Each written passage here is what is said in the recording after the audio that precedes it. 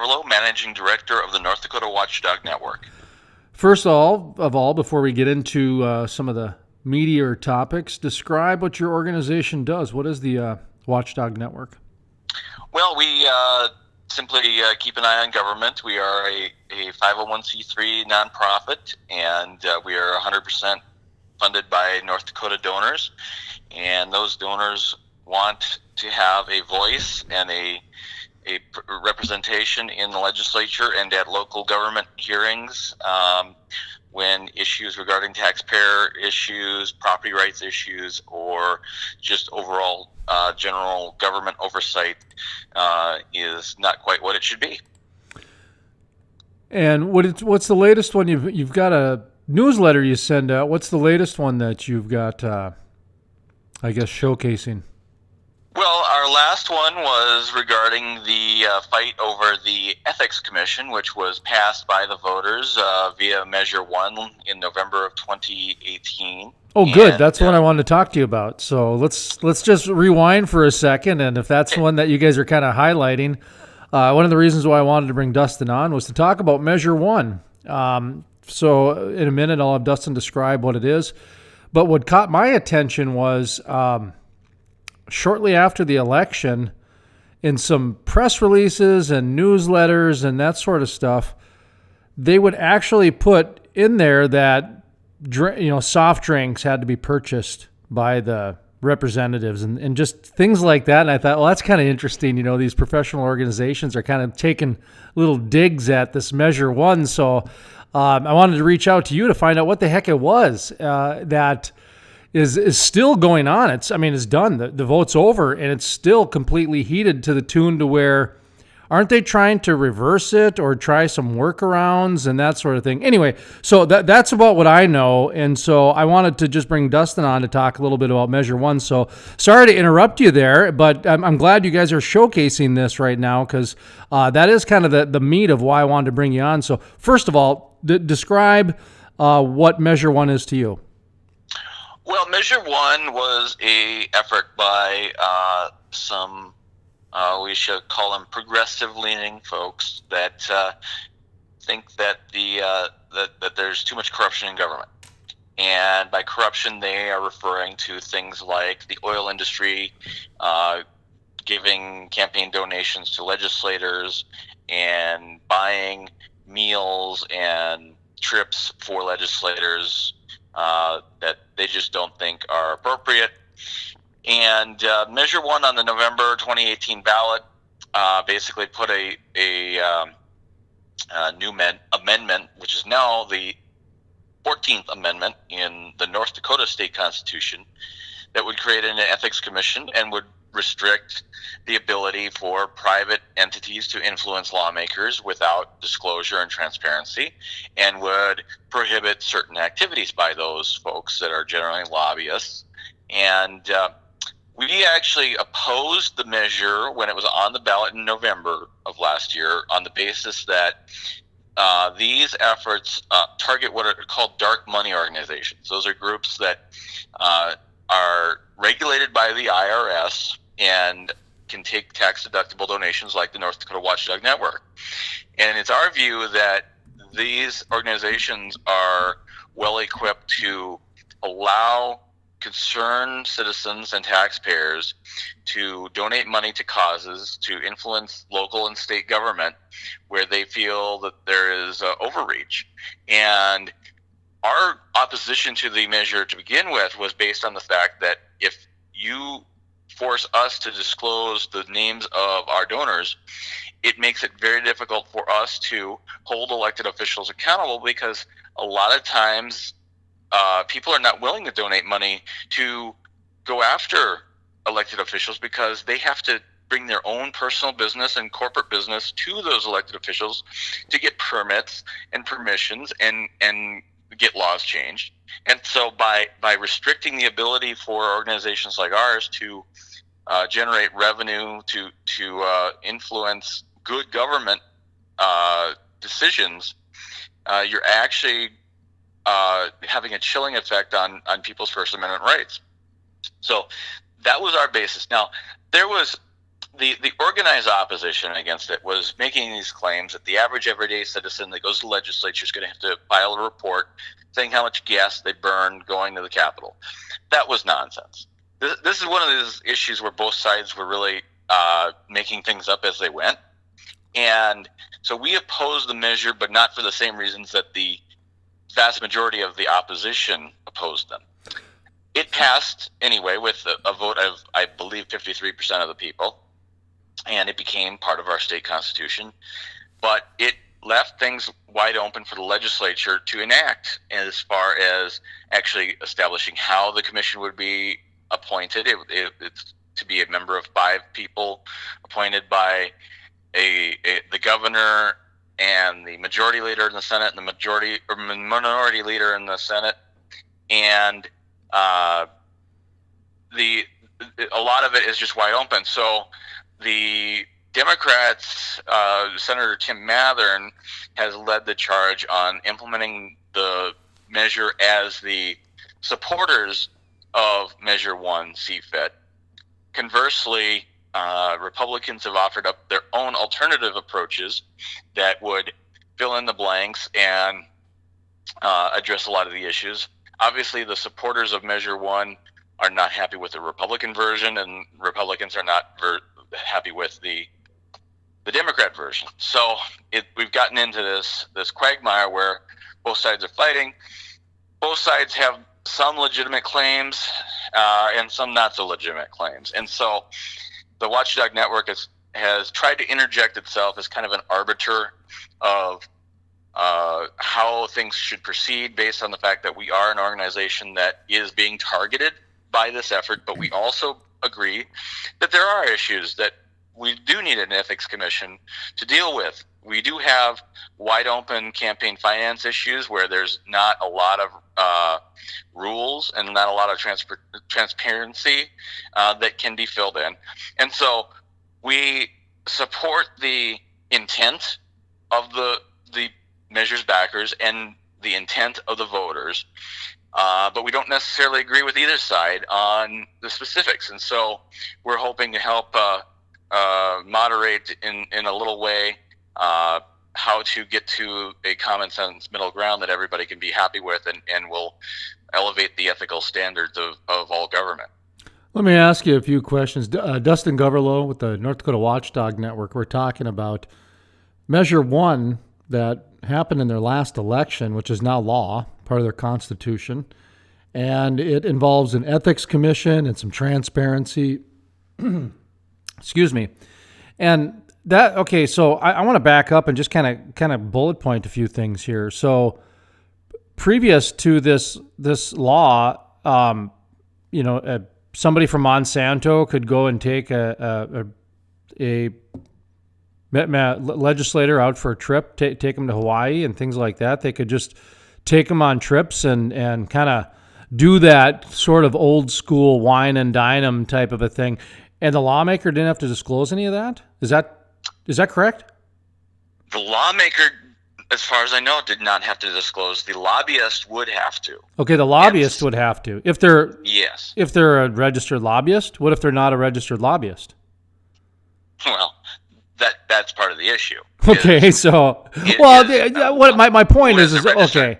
My point is, like the CEO of whoever, Monsanto or whatever, Harold Hamm, whatever. Yeah. They're not registered as lobbyists, okay? And if they invited somebody out to dinner or did something like that, they're not a lobbyist, but they're probably talking about that company's specific motivation and interest and that sort of thing. So it happens a lot more than I think people think. And so in North Dakota, those lawmakers would not have to, disclose any of that. And that's my belief. Is that right?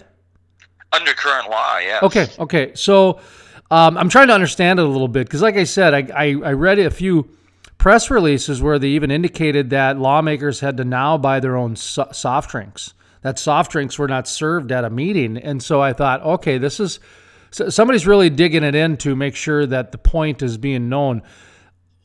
So that would fall under that same thing where Corey Mock, who is a representative out of Grand Forks, I heard him on some program mention that there's an event for a lawmaker to go to every night.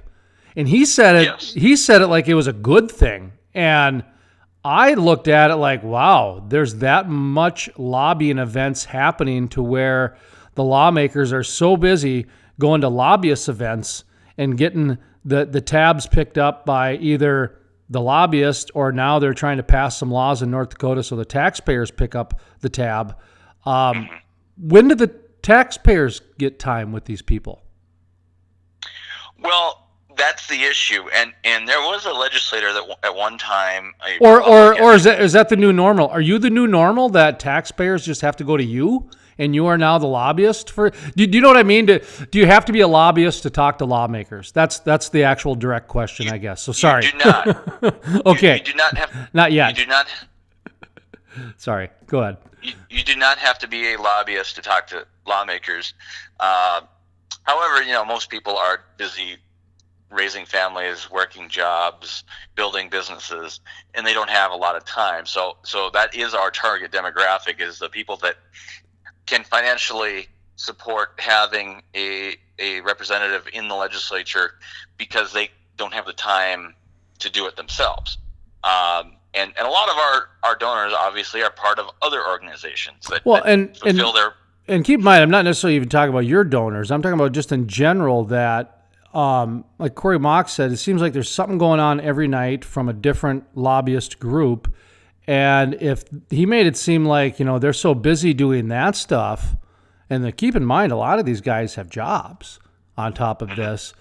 Are you the last, are you the new normal that, grassroots organizations, is that the new way to access politicians is my question, I guess, is that do they have to go through lobbyist groups? Or I know they can just pick up the phone and call, and I know they can just email them, but there's been so many reporters and so many studies done that the majority of them don't respond back to the average person. They just don't.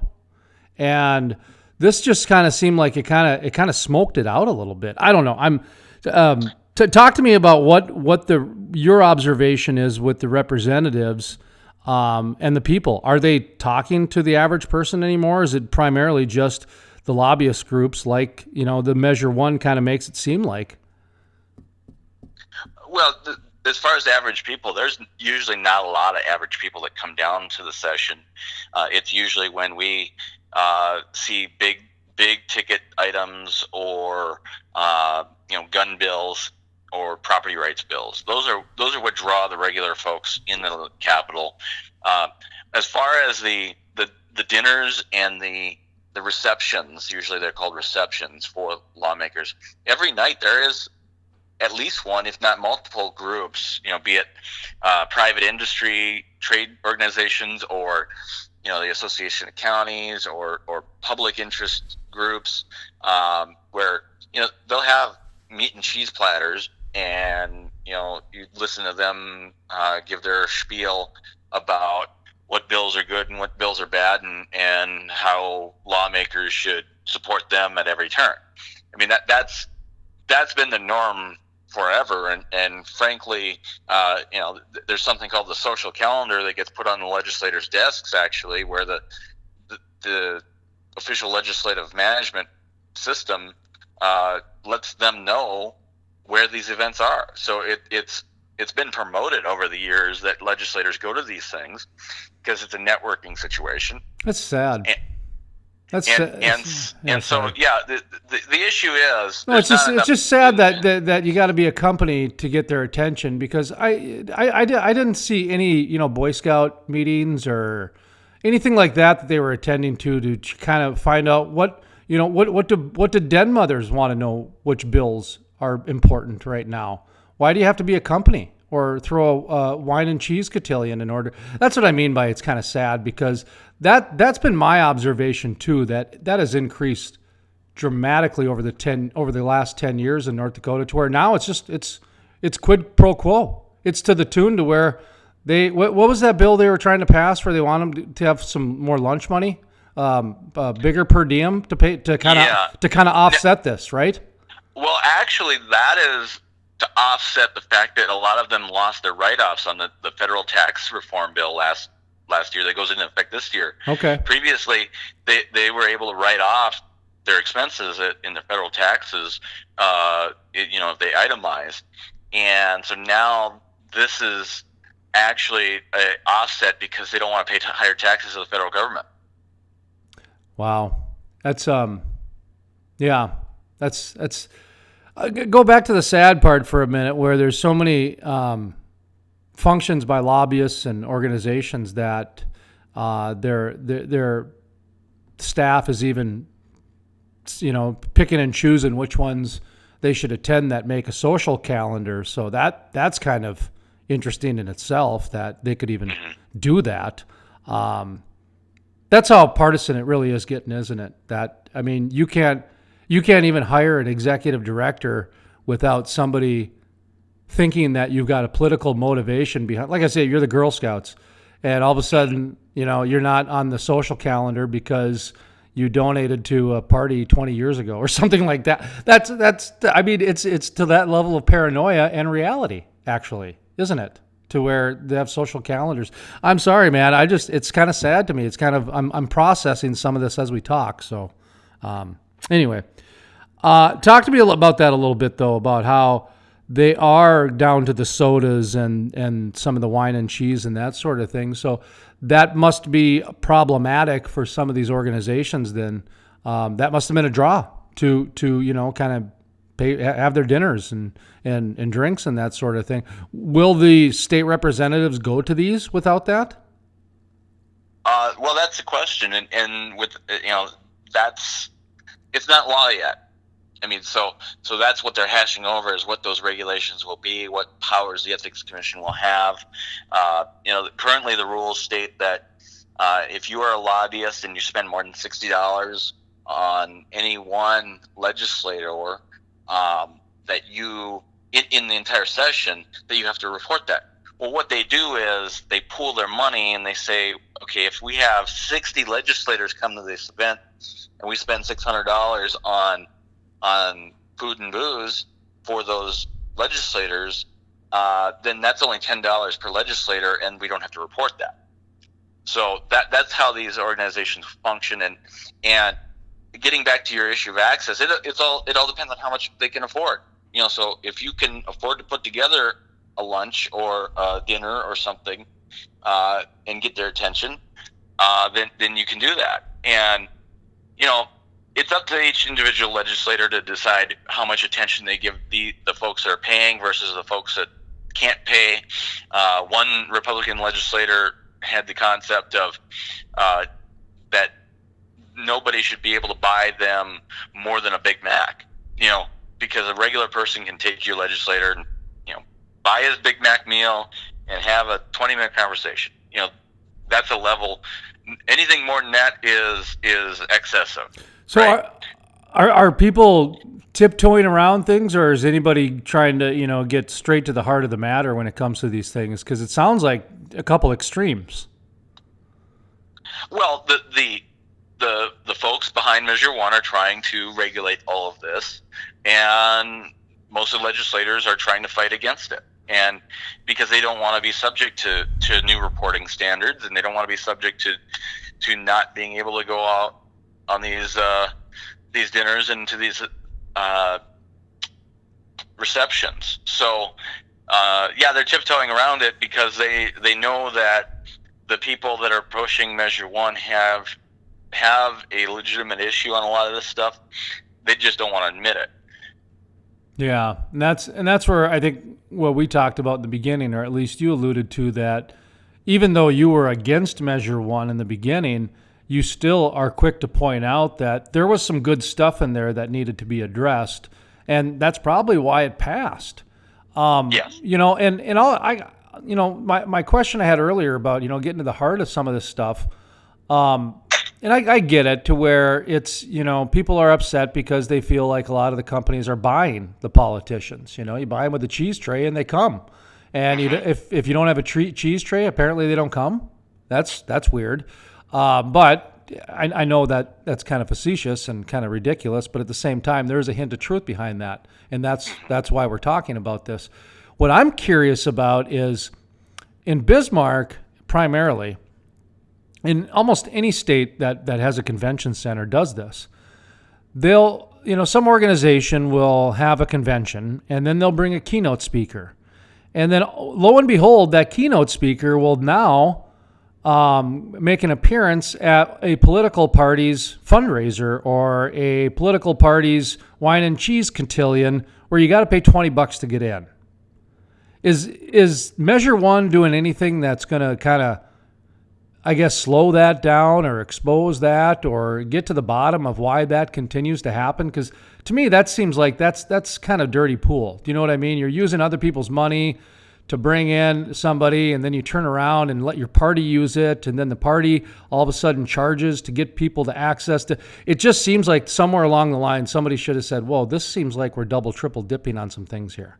Am I? You're 100% right. I mean, that goes all the way up to the.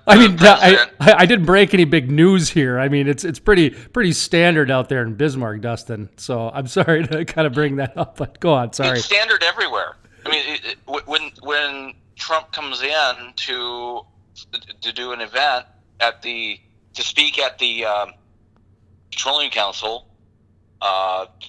and as long as he does one public event in his official capacity, he's allowed to use the Air Force One and come in and do all that, and then schedule whatever else he wants to do in the city, as long as it's not an added cost, because the travel is already a built-in cost. So all of that issue goes all the way to top. It's always been an issue. The keynote side of things, I mean, that's part of why these organizations bring in these keynote speakers, is so that they can have a large scale event, and then they can have the private donor event to try to grab $25,000 checks from everybody. Mm-hmm. Yeah, that's just how organizations have always worked. And that is but egregious as the issue of directly influencing elected official. But I think they go hand in hand. I mean, by copying these elected officials or giving them a rub with some of these national speakers, there's a monetary value there. Well, didn't what's his name from Chicago try to sell Obama's seat, and that proved that there's a monetary value to a political appointment or a political seat, to where that guy was so far removed from reality, he actually tried to capitalize on it. I mean, that you can't even make that up. So yeah, and I mean, it's to the point to where, I mean, now that I just said it, I kind of feel like I'm going to be labeled as a crazy person because it's so standard now. To where when I was growing up, I was taught that was kind of illegal. You can get in trouble for that, but now it's just so standard that's what this Measure One to me seems like. That one extreme tried to overcorrect, and now the other side is trying to overcorrect back with another extreme. When what you said is exactly right. No, somewhere in the middle. There needs to be a compromise, and everybody will be happy, which means 99% of the people, not 1%. Exactly, and you can. A lot of this goes back. You can look at McCain-Feingold campaign finance reforms when a lot of this really started, and then people thought that went too far to the left. Then what happened was Citizens United. Then that went way too far to the right, as far as declaring that corporations are people, declaring that. Unlimited money can go in, all those sort of things. Now these ethics commission concepts are trying to pull things way back to the left, and Republicans are trying to pull it back to the right. So, I mean, the pendulum is swinging wildly on these issues as much as they are with the national political conversation of, going from Bush to Obama to Trump, just back and forth wildly, from one side of the spectrum to the other. So at the end of the day, this is going to have a pretty big impact on North Dakota, isn't it? Eventually, yeah. Once they get things sorted out and get an ethics commission in place, it will have a significant impact because people will have to alter their their behaviors, but hopefully not so much that it hinders the ability for regular people to get involved. Yeah, well, that's what I hope happens in the end, is that the regular people are going to get more involved, and some of these things will get kind of ironed out a little bit. I heard you earlier use the example of the oil and gas industry as an example for a few things. Of course, a lot of our programming is oil and gas themed and oil and gas centric. They were pretty active in the last election, weren't they, in North Dakota? Yes, absolutely. Yeah. Have you been following this Merrill Pepcorn increase the extraction tax? Yes. Or the production tax or whatever? Democrats have been trying to move that oil tax back up to the 11.5% that it used to be at for a long time. Well, let me ask you this as somebody who's followed government for a long time, because I don't want to get into necessarily the politics of the oil and gas industry, because I'm a big fan of what they do, and I understand why they get so active in elections, and they stay, for the most part, I believe they stay within the law of what, North Dakota law allows, because of this, to where 50% of the state revenue comes from 2 oil taxes.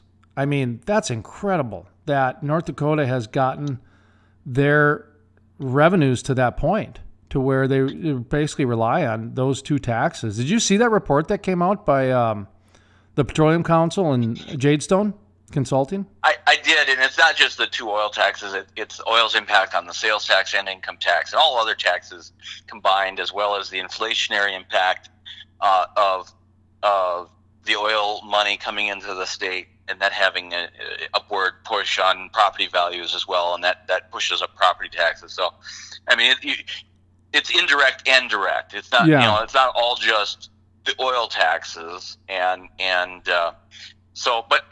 it is a significant issue, and there has been a lot of animosity on it since that was pushed, and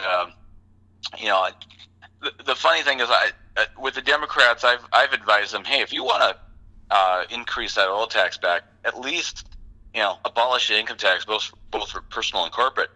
And the funny thing about that concept is that oil companies would probably end up paying less tax under that plan, and that's why the Democrats won't do it, and Republicans don't want to do it because they don't want to be viewed as increasing taxes on the oil industry. And so, even though the dollars wash out, actually the state would be ahead by about $150 million on that deal.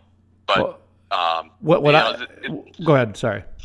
So it's been discussed. It's going nowhere. None of these plans are to increase oil tax are going anywhere. Like I said, I mean, the only time that there would be such a possibility is if you're talking about wiping out the income tax at the same time. Then maybe you'd have a discussion, but I don't think either side wants to propose that, even though it would put their opposition on a hot seat. My issue with it is that why are you trying to get more money from one industry? You need to diversify yourself before you start trying to get more money out of an industry that already, during that last downturn was down to 7 rigs, something like that. And trying to play chicken with the oil and gas industry is not a good idea, because they just go by numbers. That's really, at the end of the day, that's all they care about, is if they got shareholders they got to adhere to. So it's not, they can't get caught up in the political stuff as much. They can pay people to get caught up in the political stuff, but they can't necessarily. Right. No, I thought that was kind of a different bill, and I had Merrill on my program to talk, and I said that, kind of low hanging fruit here, Merrill, that sort of thing. Because to me, I wouldn't normally talk about it, but to actually have a state that dependent on one industry was remarkable to me. To really see that. Measure 1 now. What do you want people to know about this? Circling back to Measure 1, sounds like you could be impacted by it. So, what do you want people to know from your organization standpoint, the North Dakota Watchdog Network? Well, our message is that we believe the legislature should respect the will of the people on the vote. That the measure was sold to the public as an anti-corruption, pro-ethics concept. and regardless of whether they understood the details of it, they did know that. They knew that it was an anti-corruption thing. And in exactly the same way that Trump got elected on draining the swamp, that's how Measure 1 passed. So regardless of whether the supporters of Measure 1 had their own ulterior motives, the legislature should create an entity and a set of rules that follow that will of the people without interfering with the rights of the people to influence their own government.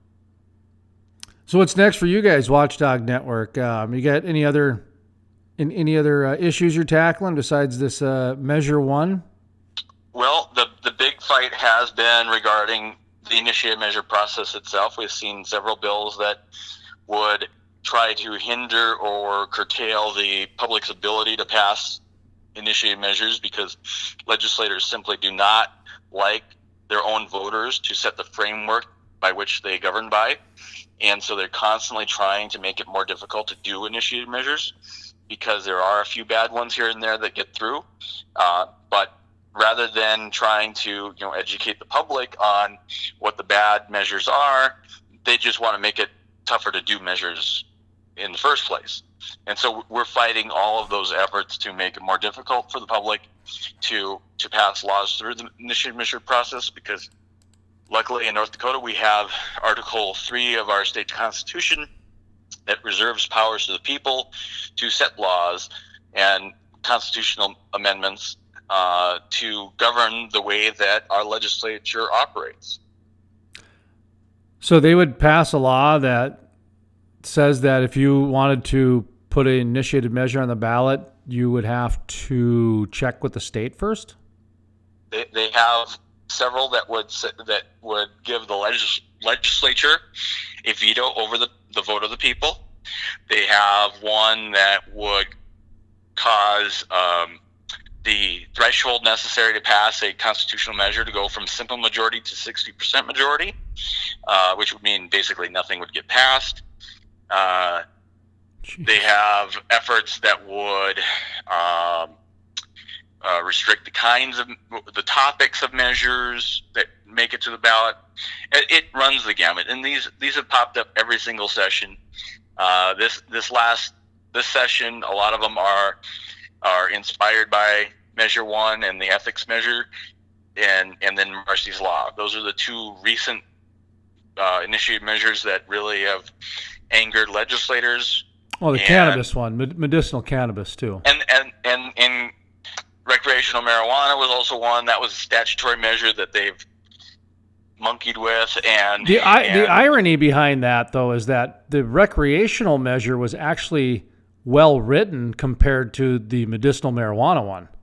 Correct. And the medicinal marijuana one was a train wreck. It was just copy and pasted from 5 different states, and in which they openly admitted because the state legislature wouldn't give them the time of day for 10 years. Right. And that, it's so funny. So you try to bring something up to the state and they won't hear it. You go do initiated measure and now you got to check with the state. Yes. Wow. Right. And Republicans like to say, well, we're not a democracy. We are a representative republic. Yes, that's true. But representative republic is the type of government you have, not how you get to it. Democracy is how you get to it, how you elect your people. So this constant arguing between lawmakers and citizens about, well, we're not a democracy. Well, democracy is not a type of government. It's a process to fulfill your government. So it goes down to basic understanding of comparative politics and constitutional law. But at the end of the day, many of the attempts by legislature are designed to, again, limit the average person's ability to influence the laws of their own state, which gets back to our previous discussion. In general, legislators as individuals and as a body do not like the very people that vote them in to power to have any power over them. Well said. Well said. And they do have the power of the people, and that medicinal marijuana cannabis law showed that 65% of the people voted yes, and I believe every single county voted 65% yes, which is like a super majority. Yes. And yet still less than 1% of the people in the state overturned it. They rewrote it. Right. So they already have that power. That's the part that just baffles me, is they already have that power. And I still laugh because anybody in North Dakota that calls themselves a Republican really needs to take a look at themselves, because at a federal level, the state gets back $1.80 for every buck they put in. And they distribute more taxes around that state than most other Republican states do. So just because you go to church on Sunday doesn't mean you're a Republican. There's a lot of other values that, go with that. So I just kind of chuckle at that all the time, because the Republican, except, for when they give this taxes and do these tax breaks and want to implement this tax and force this law. And you know what I mean? When most Republicans, I was always taught, government, stay out of my checkbook and stay out of my personal life and we'll all be good. I guess that's the old Goldwater conservative, they call that, huh? Yes, it is. Yeah. Modern Republicans are all about control. little bit more McCarthyism, huh? Yes. A little bit more of that type of thing. Okay. Yes. Well, all right, man. How can people donate and give you some good money to fight the fight and all that good stuff? So give yourself a plug. They can go on our website at watchingnd.com, and there's a link right in the front to sign up for a newsletter or send us a donation.